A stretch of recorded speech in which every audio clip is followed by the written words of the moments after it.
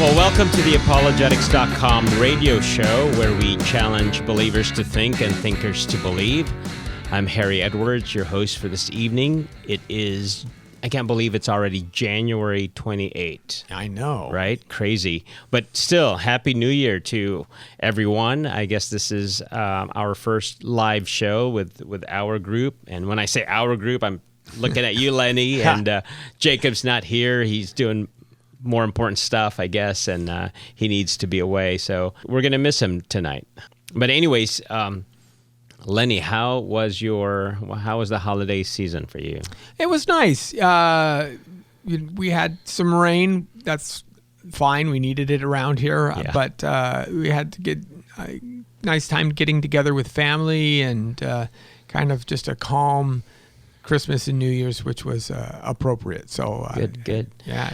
Now, I know I've been seeing a lot of your... are you on TikTok now? Is that what you're trying to do? Well, Okay. not TikTok, but a lot of Instagram. Like short... Yeah, short reels and things like there that. you We're go. putting them on Facebook now, Yeah. just trying to push a lot more of these little snippets. That's cool. That's great. Why don't you tell our listeners the ministry that you started many years ago, how it's doing, and what are some of your plans maybe this year? Come Reason Ministries was one of the kind of the pioneering online apologetics organizations. Start off 1996. All right. We launched a website, Come Let Us Reason Together, taken from Isaiah 1:18, and launched our podcast in 2006. And so been writing, of course, lots of articles, done things of that nature, done some speaking. I was at the beginning of the year at New Orleans Baptist Theological Seminary at one of their conferences. How was that, by the way? That's an interesting conference. It's a great time because it's an entire week, and the speakers and the experts actually kind of live with the attendees. So we all have meals together, things of that nature, and it's a pretty intensive set of week of. Who are some of the speakers then? You had this year you had Craig Hazen was there, Sam Alberry was there, Rob Bowman, Tim McGrew, of course, Robert Stewart, Lisa Fields, just a lot of kind of well-known names. James Walker, who actually brought an atheist friend with him, and they had a discussion online, which was pretty interesting. Nice.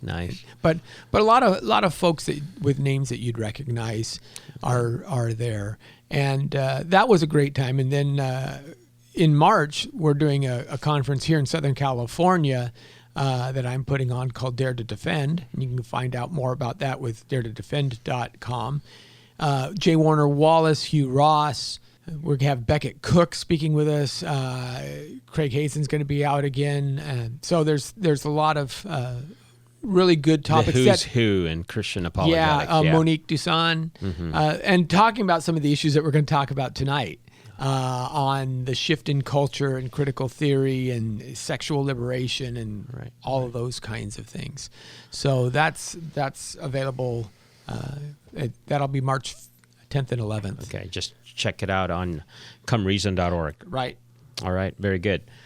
Well, tonight is actually going to be pretty impactful.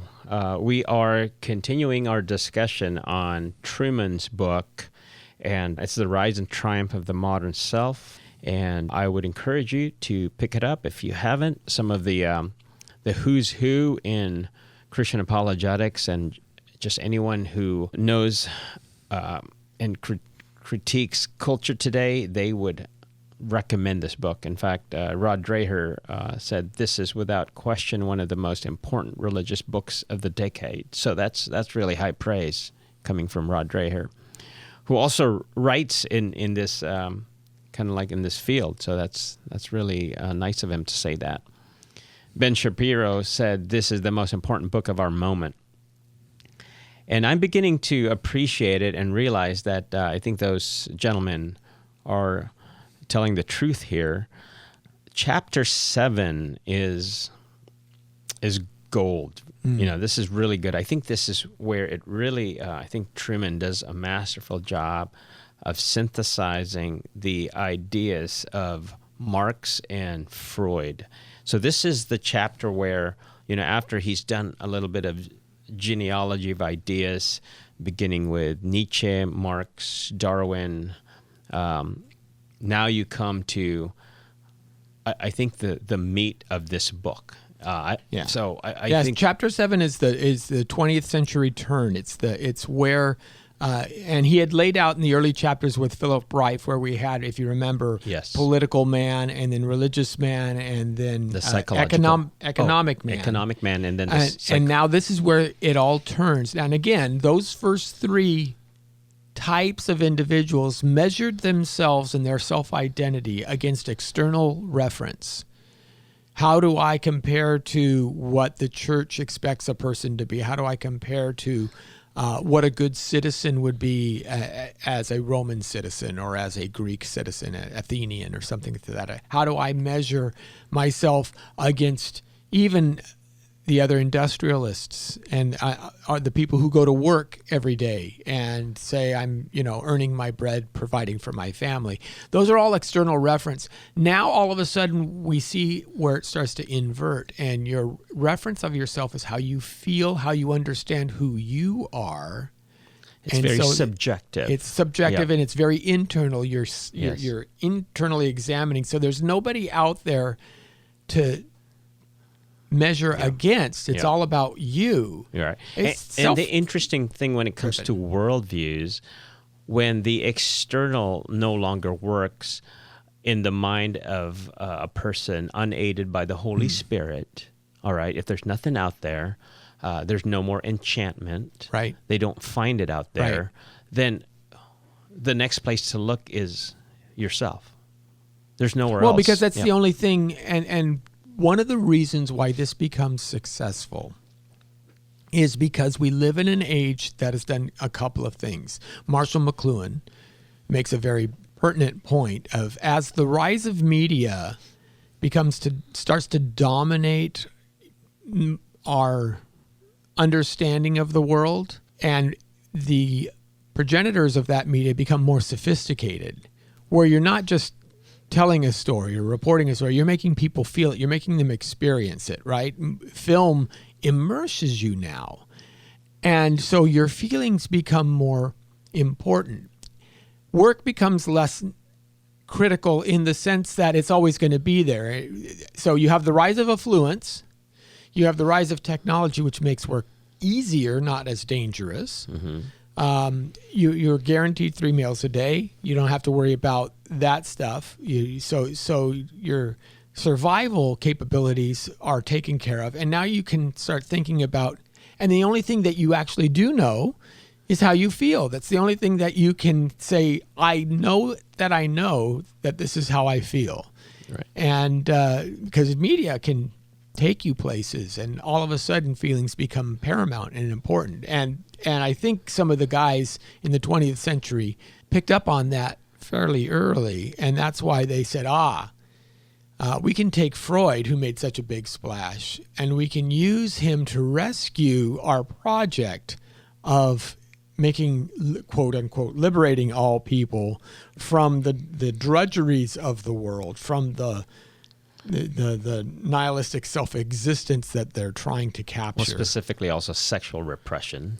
Well, that's they use it through sexual repression, but they first of all see people as oppressed in general. Just and as we said, it started off Marxist, right? It started off, the oppressed were the people who were the have-nots. You had a very small number of people who lived very well, the land barons, the railroad tycoons, the oil magnates, and you had a whole lot of people who, in their eyes, were working a lot of hours and not getting a lot in return. Now, you still see that today. The reality is actually different. If you see a Jeff Bezos or a Elon Musk or these guys, they're not putting in 4 hours a day. They're putting in 12. They live their work, and which is why their relationships all suffer, because they're singularly obsessed with that conquering of whatever space they're in.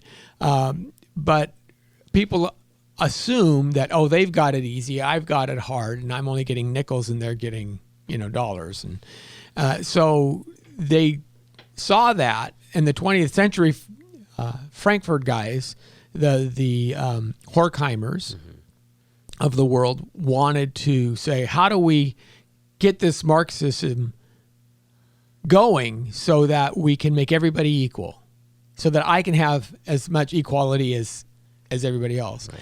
And the problem, of course, is that when you put Marxism in the real world, as the Soviet overthrow of the czars show, it actually kind of collapses in on itself, and it doesn't actually work in the real world. Right. And we're seeing that right now. It frustrated a lot of them. They're like, well, what can we do? Because it should have been, I mean, Marx made it sound so plausible that economically it's going to happen. The proletariat is going to revolt against those bourgeois guys who have all the money and have all the control, and we want the control, and we want to have it all shared equally. And the problem was it wasn't happening. That didn't happen at all. So they said, well, it must be then not economics that's the driver. It must be psychology that's the driver. Specifically, the most repressive aspect of psychology is sexual, because that's what Freud said. Freud said it's our sex that's repressed, and therefore that's the lever that we can get, because if there's something that pulls people more than money for most folks, it's sexual desire. Right. It's stronger than materialism, according to some of these thinkers. So thanks for setting that up, Lenny. Wonderful, just weaving all the ideas together and through history. Now, you were mentioning how Marx thought that perhaps this journey to utopia would happen through communism, but it failed. And just going to Truman's work here, he noted that for Marx's theory to work, that two things had to happen. Capitalism had to fail under its own weight. And second is the working class to develop a political system that justifies the wrong assumption that both the working and the middle class possess values that work against each other. That really didn't happen. They were working together, not against each other. So we know that capitalism did not fail, and it had a chance to fail in 1929 when the stock market crashed, and which led to the Great Depression. And yet America survived that and even thrived. And Germany, which was probably the worst hit in the world depressed movement, because they were the conquered of World War I. And they were embittered by the fact that they lost, as well as they had to try and rebuild their economy, their entire economy, as they were decimated from the war. Right. And so instead of turning to communism, they turned to fascism. Right.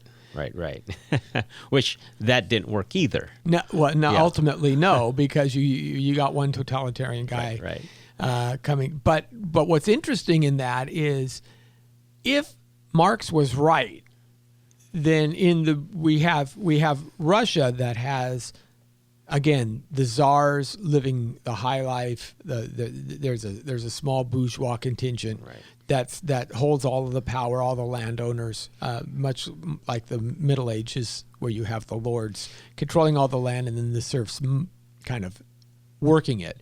Russia's kind of still in that state, and you would have expected there that the workers would rise up, revolt, and take control of everything. That was Marx's theory. Right. It didn't happen in Germany. It didn't happen in the Soviet Union or Russia at that time. Right. So in the real world, all of a sudden, Marx's theory isn't playing out the way Marx said it would play out. Right, and this bothered some people. This bothered the communists in the 1930s, especially after Lenin. When Stalin comes into power, he's even worse than Lenin. Right. I mean, it's not just a temporary dictatorship of the proletariat. It's like a heavier hand. Right. And they're like, what went wrong?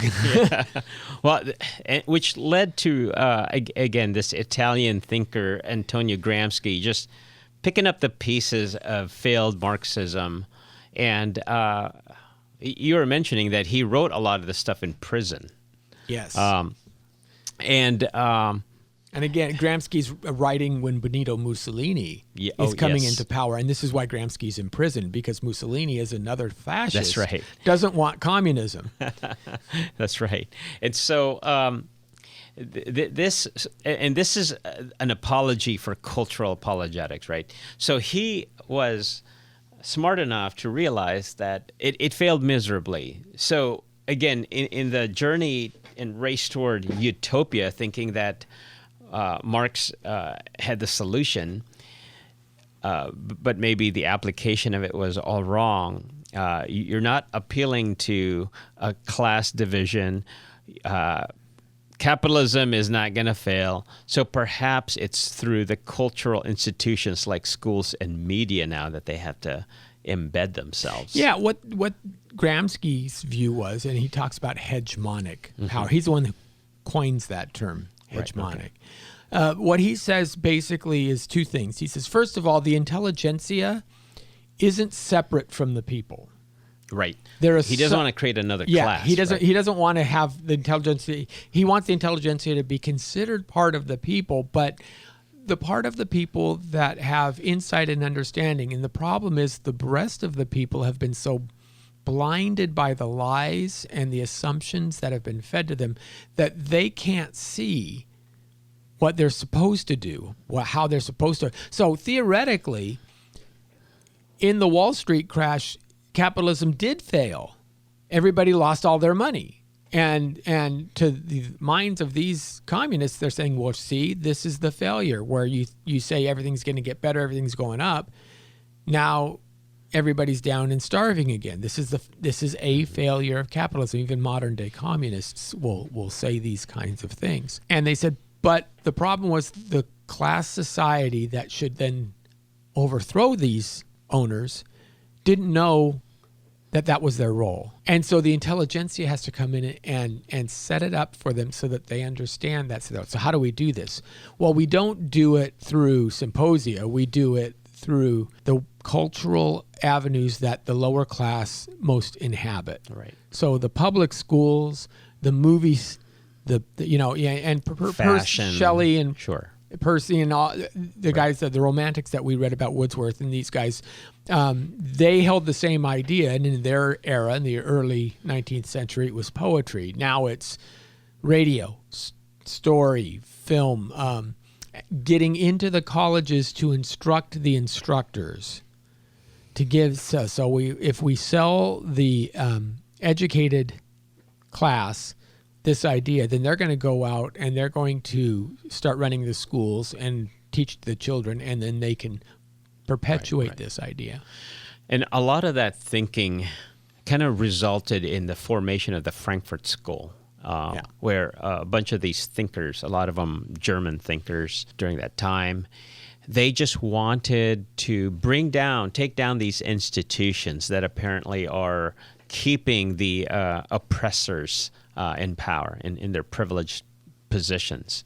And so out of the Frankfurt School comes critical theory. Now, I know there's a lot of talk about CRT, critical race theory, and everybody seems to have an opinion about it. But we want to highlight, I know, Lenny, you made it very clear that really there's a whole subcategories, and CRT is just one of them. Yes. But critical theory, actually, again, coming out of the Frankfurt School, has a lot of, I want to say, damnable qualities, really. Like you were saying, not any of those were based in data or fact. A lot of them were just musings by these social theorists, right?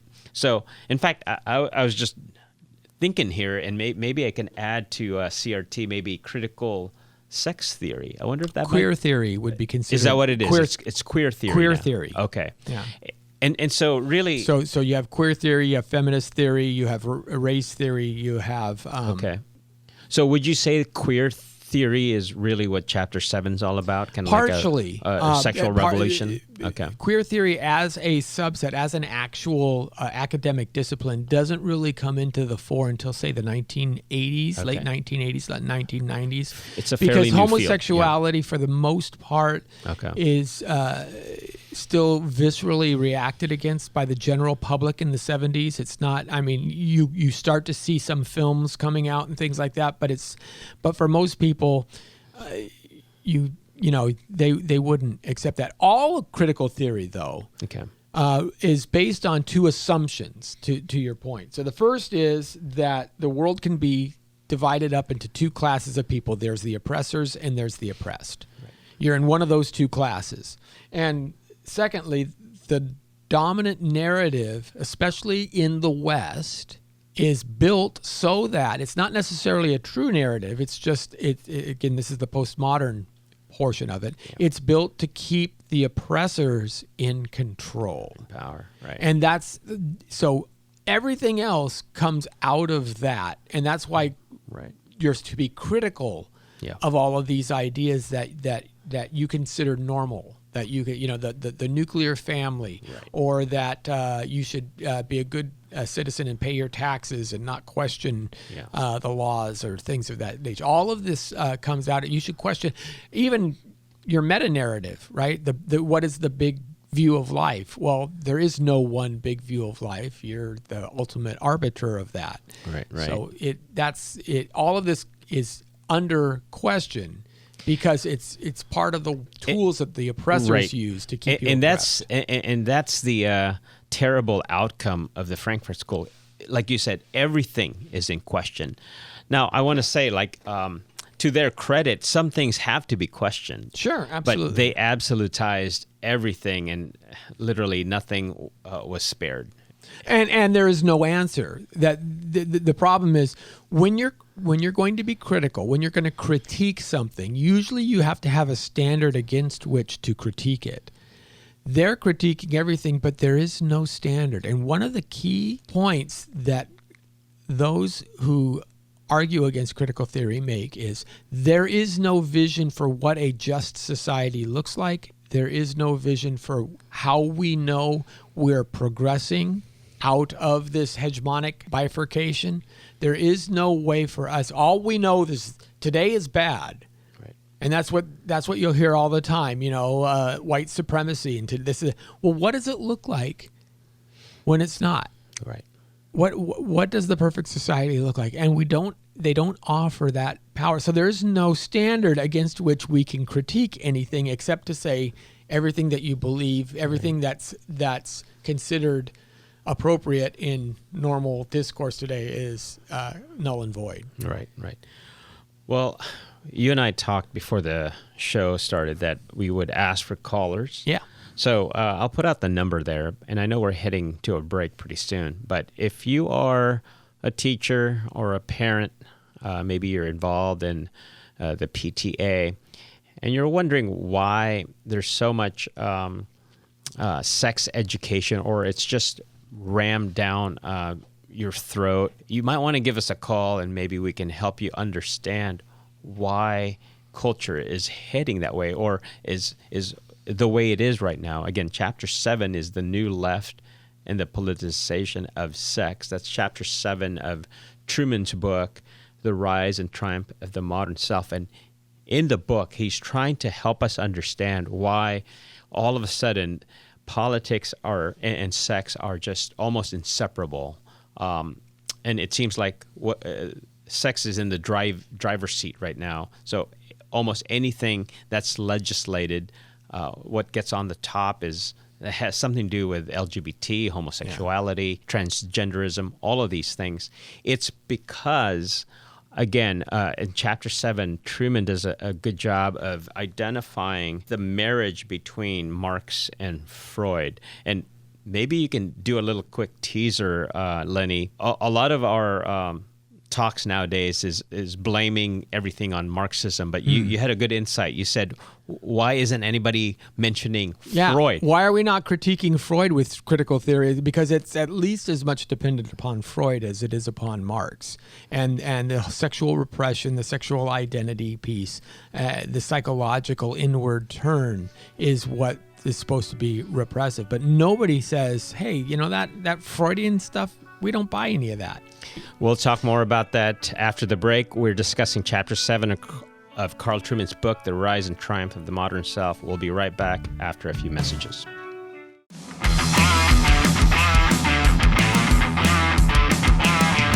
Well, welcome back to the second half hour of the Apologetics.com radio show. I'm Harry Edwards, your host for this evening. It is January 28th, and Happy New Year to everyone that's listening. And Lenny is my special guest for this evening. We don't have Jacob tonight as he's just busy with other important church work, so that's good. He'll be back next month, though. But we put out a number out there. You can give us a call right now. The number is 888-995-5552. If you want to join our discussion. Again, we tried to set up the whole idea of why sex seems to be prominent in culture today. And when I say sex in general, we're talking about transgenderism, LGBT, homosexual issues. Well, even in heterosexual aspects, Yes. The idea that if you're a virgin, you might be mocked for it. How strange. Not even, necessarily made fun of, but why would you be a virgin? So sex becomes a central aspect of self-identity, and we see it in our advertisements. We see it in our sitcoms, right? We always, even the like I said, the lovable Lothario, the Joey Tribbianis or the Barry Stinsons that play out in their oh, that's okay. They're abusing thousands of women on the TV show, but we still love them because they have a heart of gold. Well, maybe the fact that they're abusing all of these women shows that they don't have a heart of gold. Right. So it's the new left that really is trying to take down all of these institutions, and one of the biggest would be our current sexual mores or norms. Yeah, so again, Freud had this idea that he actually had this idea that to have a civil society, you need to repress some of these desires. Yeah, he said that we had two principles: the pleasure principle, which was innate in all of us. We have desires. We naturally drive towards sex because we are sexual beings. That's so right. Freud was the first one who says, we're going to put sex in the absolute center of our identity. You have the id, the ego, and the superego, and all of this stuff. But there's an unconscious desire, even from our earliest formation as an infant, where we're in the oral phase, right? Where we're looking for that satisfaction is actually a sexual satisfaction. And then he says, but we can't be freewheeling sexual beings all the time because anarchy would break out. People would be raping each other, taking people off the street, right? That's not civil. Right. So we have to repress that. So we have the repression principle. Right. And these two sit in tension. Right. With one another, and they can't be resolved. That was Freud's thought, that you can't have that society. Now enter again Frankfurt School, and Marcuse's thought on this. Herbert Marcuse was a sociologist, right, in the mid 20th century, and he was a professor. And he had this idea. His thoughts were a little bit nuanced. That's why it seemed so convincing. And he was saying that Freud, borrowing from Freud, and a little critique from Freud, saying that he didn't go far enough because perhaps Freud was just stuck in this historical moment. And so Marcuse and the other Frankfurt School folks thought that perhaps if you just take Freud's ideas, take it out of history, perhaps it might apply today. So perhaps instead of having sex being repressed, perhaps really what you need is to liberate it so that you fulfill your true self, I guess. And so that's what we have now. And so from this crazy idea, you have all of these other sexual deviant ideas flow from it, and we can just go down the list here. But let's talk about feminism. What the difference perhaps between the first wave feminists and the second wave feminists? Well, yes. Because that flows from here. Feminism flows from this So in idea. the Frankfurt School, the first guy to kind of do this, to say, what Marx got wrong was it isn't kings and the peasants, and then the nobles and the serfs, and then the owners, and right. Marx saw everything in capitalist economic terms, Right. and he says that those classes are getting closer and closer together. And Wilhelm Reich from the Frankfurt School says it's not capitalism that drives people, it's their sexual and actually sex is getting a little bit freer and a little bit freer as society. So we need to look at the advent of history sexually as opposed to merely economically, and one will follow the other. That was their idea, that the two work in tandem. And Marcuse takes this and says, yeah, but let's expand on it. And he believed, unlike Freud, he thinks Freud's wrong in the fact that if you unleash full sexual liberty, even for children, because Reich would go so far, and he was hesitant. And pedophilia was a problem for him. That's right. But it was an inconsistency in his. That's right. In his because one can always say, hey, it's wrong for your time, but could there be another time where it might be right? Right. But he just avoided that issue. Yes, exactly. But Marcuse jumps in and says, no, there's going to be a time where it would be strange to have people say, well, I'm not going to teach my child about masturbation yet. Right. And he's, what? How could that be? Why would you do that? Right. And in combining that with Marx, again, bringing in the state, he would say that would be unlawful to prohibit that. Yes, exactly. Exactly. So Marcuse comes and jumps in and says, the problem is that there are consequences to sex. Right. And of course, one of the main functions that sexual activity does is produce children. Well, this has different outcomes depending on whether you're male or female. And he recognized that. And he said, well, there's got to be some way of equalizing the scales, because women will always suffer a larger burden of the results of sexual liberation because they're going to get pregnant. Right.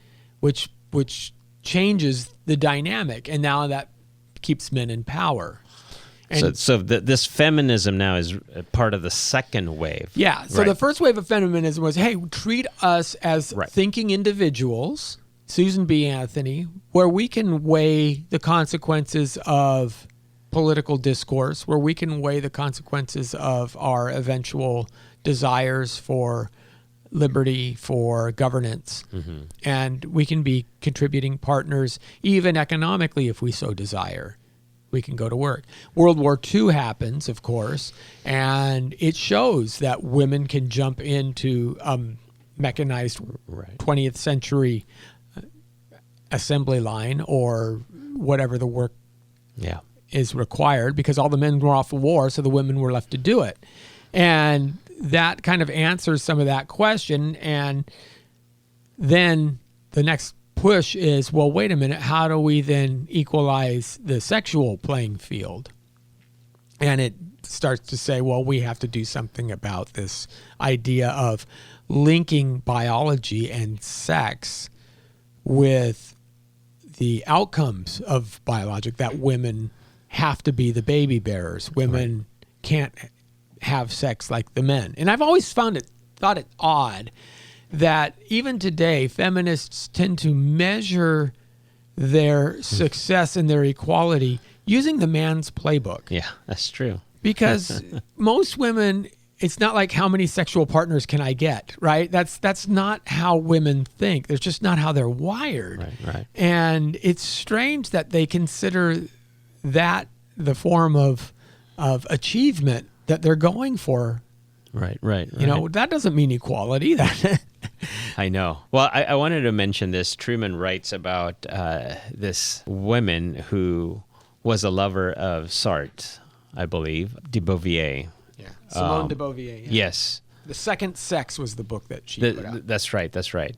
Now, I believe, so she started sort of writing in this second wave sense of feminism, but a particular feminist named Shulamith Firestone, I thought she outlined the feminist agenda pretty well, and I'm summarizing here, but there's about 6 in this agenda of the second wave feminists, and I want to talk a little bit about this because it is kind of scary. It is kind of scary, and at the same time prophetic. And so, as Christian apologists, how do we deal with this? All right, so we want to get to that, but the first one is the distinction between gender is eliminated in this second wave feminist thinking. And we kind of see that, right? You were mentioning that it was Firestone that made the distinction between gender and sex, right? Yeah. Well, so sex is biology, but right. then gender is what you feel about your sex. Is your role that you take on. Right. Yeah. Okay, so that's de Beauvoir, I think, starts that process. Right. All right. Okay. We see that happening now. Again, a lot of this writing was in the early 20th century. Yeah, Firestone wrote actually in 1970. She takes de Beauvoir's writing and extends it. Got it. Okay. Number 2, heterosex is replaced with polymorphous pansexuality, and that's just a sophisticated term that means anything goes. Anything goes. Anything goes. Any type of coupling or throupling that you so whatever. desire. Even if women are going to be equal, we can do. Yes. Whatever. I know. So that is, we'll talk more about that later. Number 3, reproduction is accomplished through technology and would be available to both men and women. So like you were saying, Lenny, how pregnancy kind of burdens the woman. Well, if women want to be free of that, well, there you go. You can be free of that through technology. You have artificial wombs. Now, you were mentioning how some company is developing. Well, no, there's a futurist who just put out a very kind of famous video, Hashem Al-Ghali, and he put out this video to show about creating basically baby making factories, making where we can birth up to 30,000 babies through artificial wombs. Why would you want to be pregnant? Because it slows you down for 9 months of your life, and you have to have the morning sickness, and then you have to go through the pain of childbirth, and you with all of that, that's so much noise, and these biofactories will take all of the distasteful aspects of reproduction away, and we can have these babies here. And it's an 8-minute video that's actually pretty shocking and disturbing in its value. Now, if you've ever read Brave New World by Aldous Huxley, this is how Brave New World also starts. With the baby factories. And matter of fact, the people who have babies naturally, they're considered the savages. Right? And what the civilized people do is they anesthetize themselves through sex and through soma, which is the drug of the day. And that's, they're all programmed to say, this is my role, and we're all serving the greater society, and there's no more war, and we're all happy because we all are automatons, basically. Right, pretty much. And you're anesthetized, right? Too. Yeah, sure. Well, the fourth agenda here of the second wave feminists is the role of mother is abolished. So that makes sense. That kind of follows from number 3. Yeah, because you don't want she has more work to do than daddy. Right. And again, this is such even more worth. This is such a superficial way to understand parenting. I could easily craft a narrative that says, look, the most valuable people that we have is the next generation. Therefore, the best people that we can possibly find should be the ones who are rearing and developing those emotional relationships with the next generation. Right. And the guy who we schlep off to do some menial job just so he can get a few bucks to eat, that's called a servant. So I can easily provide a narrative that shows why motherhood is the ultimate high calling, why it is important to have the best people be the mothers, and not the going off to work and doing whatever, Right. But that's not how our culture narrates this position. They say motherhood is the drudgery. Right. It's, you want to have a career first, don't you? Right. I mean, you have to have self-fulfillment. Maybe self-fulfillment happens when you're fulfilling the needs of others. Right. Which is what Jesus taught us. Or what you were created to be. Right. Yeah. The fifth one is difference in strength between children and adults is eliminated by cultural means. And I was mentioning this. Now, I don't have data to speak of, but I know in this culture right now, we have ways where children can be emancipated from their parents if they just go to the judge and say, hey, judge, my parents are XYZ. And then based on that, parents can be, or, they can be separated as families. Oh, yeah. Or more applicably, since January 1st, new law came into California. If you're, say, living in Texas, and Texas does not allow minors to undergo gender transition surgery, you can come to California, and California says the state can override the parent's desires for the destiny of the child. That the state knows, even though the child is fleeing to California, coming to California with no prior background, the state knows better than the parents what's good for that child. Right. Yeah. That's a law that's on the books today. Today, huh? It passed. Yeah, you're right. My goodness, what are we coming to here? But the sixth and final agenda of the second wave feminists is technology replaces human work. Yeah. So everything's just automated because we can't be burdened by work. And this is the very Star Trek vibe, right? We just explore space for the exploration of space. We've got replicators. We don't need to actually do anything. Except, of course, when the warp core breaks down or something like that, then everybody's doing something. But that's the fiction that makes it sound so good. And a lot of what I just read is happening already now. This was written, like I said, 50, 60 years ago. Yeah. And a lot of the technology that is rampant today was not even conceived back then. No, and it's amazing. It is. That how prescient those guys were in seeing these kinds of things. Well, I'm wondering, again, Truman doesn't really tackle this, but Lenny and I have been just sitting here just wondering, what does a mature Christian do in light of all of this? So we know that culture, the West right now, is embroiled in this sexual revolution, and it's done in a sneaky way. Yeah, it's not some revolution with arms. There are no bombs going off. And again, if we are to trust maybe the methods of the Frankfurt School, I believe they're successful today, no doubt. Now, it didn't take on right away in the 60s, but it's always been kind of there.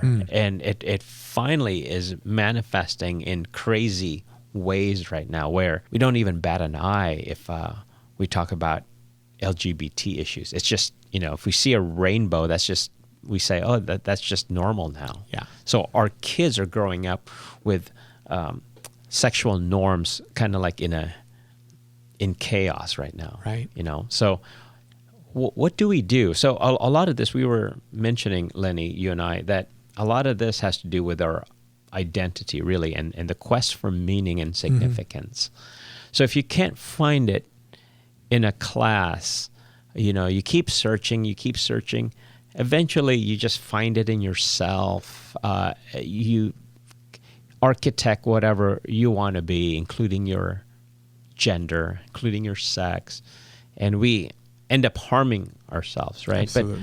But what is the Christian response, and what's the biblical response to this in the next 6 minutes that we have? Well, here's the first thing that I think is very interesting. If you look at all of this, what you see is a desire for individuals to reverse the consequences of the first sin.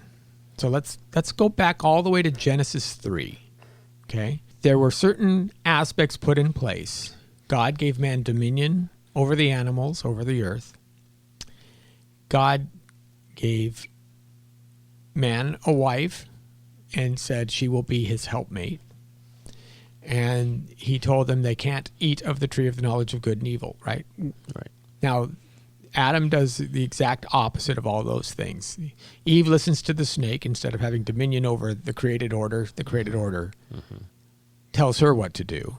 She fails in the sense of not listening to God's law and entices her husband as opposed to him leading her. She leads him. And God presents a curse on them. He would be cursed with the work of the field. From sweat will come his brow. Her curse is to have children in pain, childbirth and labor. And she will desire to overrule her husband, but he will dominate her. And in all of these things, what you see the Marxists, the critical theorists, trying to do is undo each one of these curses.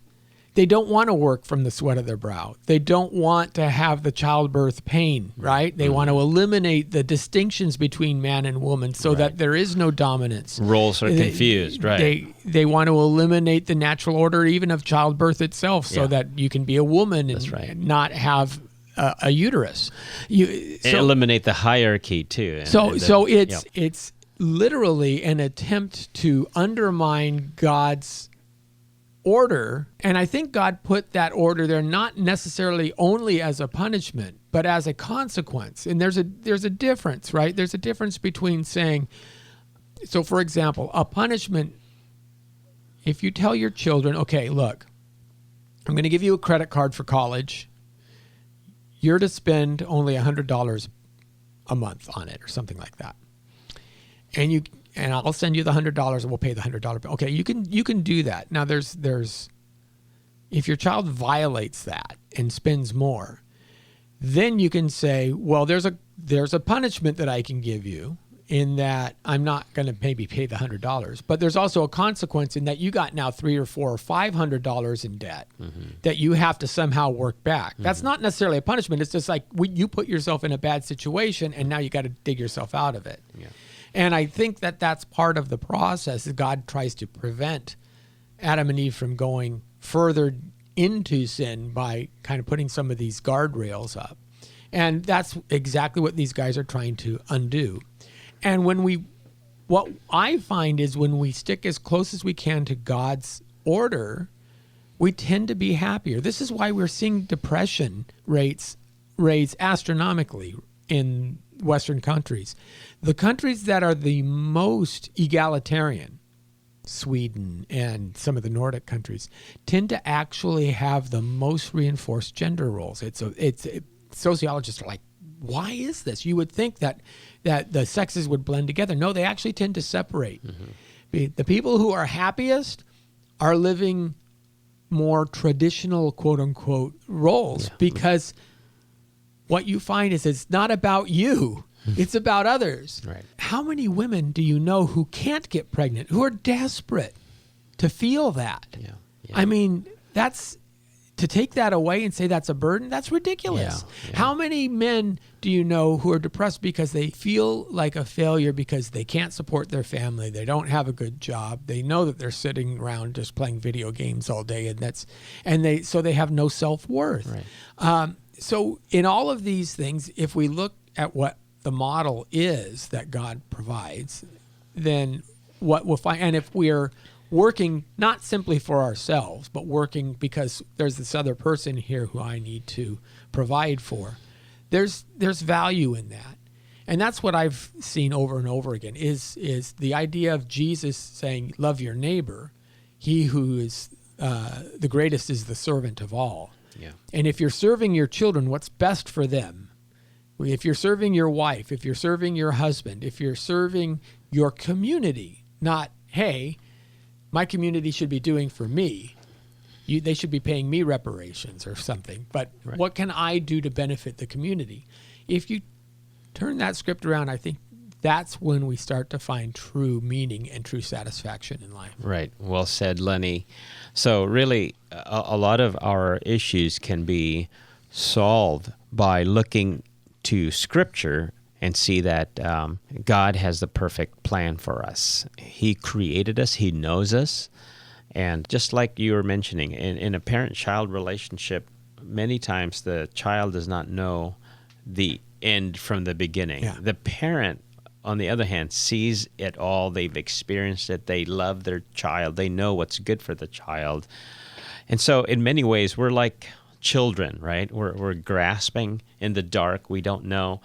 And yet our Heavenly Father, who loves us, has given us guidelines, has given us rules, because we will tend to stray. And if we don't have these rules, we will, like you were saying, we will suffer the consequences, and there will be punishment. I like what you did with just how a Marxist/Freudian view seeks to undo all of the consequences and the punishment of sin. But again, in a gospel-centered idea, it's Christ that actually can take away the punishment and sin, because he is God. And that's really the message of the gospel. I know I've encountered some dear friends who somehow can't get away from all of the injustices and all of the inequity, but it's just bigger than us. And really, we live in a fallen world. So I guess my appeal to my brothers and sisters and our friends is look to Jesus. Yeah, absolutely. Look to Jesus, because he has the power to forgive, and he forgives you and loves you. Well, you've been listening to Apologetics.com radio, where we challenge believers to think and thinkers to believe. Our hope is that you've learned some aspect about the Christian worldview that strengthens your faith and make you want to learn more. We need to make Christianity attractive, as Pascal would say. So special thanks to my one and only panel, Lenny, this evening, and to the behind-the-scenes sound engineer, Remy and Colin. Thanks, guys, for making us sound good, making sure the mics work. And special thank you to our listeners. Until next time, good night.